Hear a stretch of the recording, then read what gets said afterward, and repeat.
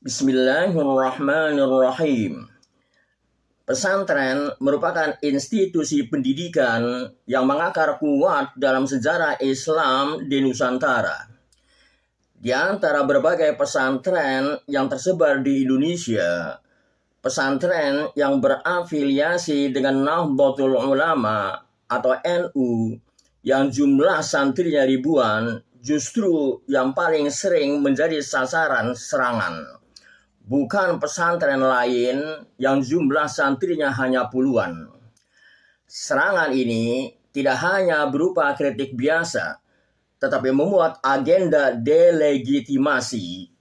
Seolah reputasi pesantren NU harus diruntuhkan agar pesantren lain dengan ideologi tertentu tampak lebih unggul. Pertanyaannya, mengapa pesantren NU yang menjadi target serangan?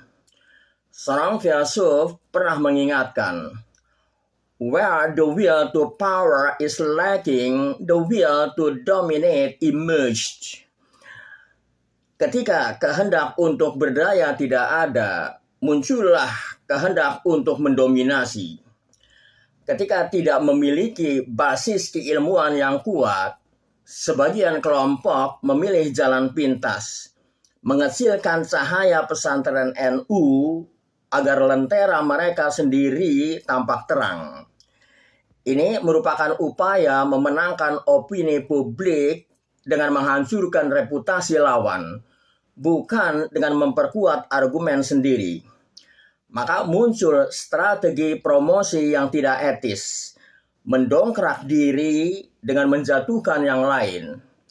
Narasi semacam ini tidak hanya cacat moral, tetapi juga cacat epistemologis.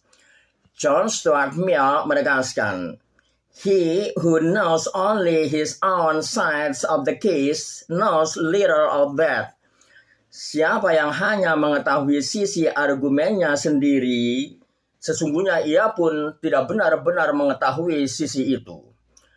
Mereka yang tak pernah mengakui kelebihan pesantren lain, sejatinya bahkan tidak memahami kekuatan dirinya sendiri. Fakta historis menunjukkan bahwa pesantren NU memiliki legitimasi keilmuan kuat, sanad yang bersambung, referensi kitab muktabaroh, serta kontribusi sosial yang mendalam sehingga berpotensi menjadi pusat studi keislaman dunia. Karena itu, serangan terhadap NU bukan karena ia rapuh, tetapi justru karena ia terlalu kokoh untuk digeser. Maka untuk mengangkat brand pesantren tertentu, segelintir pihak memproduksi narasi menakut-nakuti masyarakat, menyebut pesantren NU sebagai feodal, bahkan sesat. Sebuah manipulasi logika agar publik berpihak tanpa berpikir. Padahal pesantren NU sejak awal berdiri menjaga keseimbangan antara akal, adab, dan tradisi. Pendidikan NU menolak pemaksaan pemahaman tunggal, dan hal itu menghalangi agenda hegemoni ideologi tertentu. Di era digital, viral sering menggantikan valid. Noam Chomsky memperingatkan, propaganda is to democracy what violence is to dictatorship. Propaganda bagi demokrasi itu ibarat kekerasan bagi kediktatoran. Propaganda menjadi alat ampuh untuk mencuri kesadaran publik. Dan sayangnya, pesantren NU sering menjadi korban propaganda bertopeng dakwah. Di saat pesantren NU fokus mendidik santri, sebagian pihak justru lebih giat berperang opini ketimbang berperang melawan kebodohan. Mereka lebih rajin mencari-cari aib di satu atau dua pesantren NU untuk di-framing agar terkesan semua pesantren NU yang jumlahnya ribuan itu rusak semuanya. daripada membuat karya ilmiah yang memperkuat tradisi keilmuan mereka sendiri. Itulah ironi zaman, mengaku memperjuangkan agama tetapi lupa pada adab keilmuan. Abdullah Rahman menegaskan, Islamic education should nurture the heart as much as it trains the mind. Pendidikan Islam harus memelihara hati sebagaimana ia melatih akal.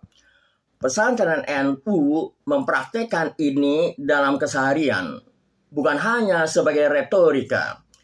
Dengan demikian, serangan terhadap pesantren NU lahir dari 3 faktor utama. Kekuatan otoritas ilmu NU yang sulit disaingi, komitmen pada Islam moderat, menghalangi ekstremisme dan politisasi agama, dan popularitas sosial NU yang membuatnya menjadi target ideal bagi mereka yang ingin naik ke panggung. Thariq Ramadan benar ketika berkata, extremists fear education because knowledge open the doors that try to keep locked. Kaum ekstremis takut pada pendidikan karena pengetahuan membuka pintu-pintu yang berusaha mereka kunci. Kaum ekstremis takut pada pendidikan karena pendidikan membebaskan manusia dari dominasi. Pesantren NU akan terus menjadi benteng ilmu, adab, dan kemanusiaan. Serangan akan datang silih berganti.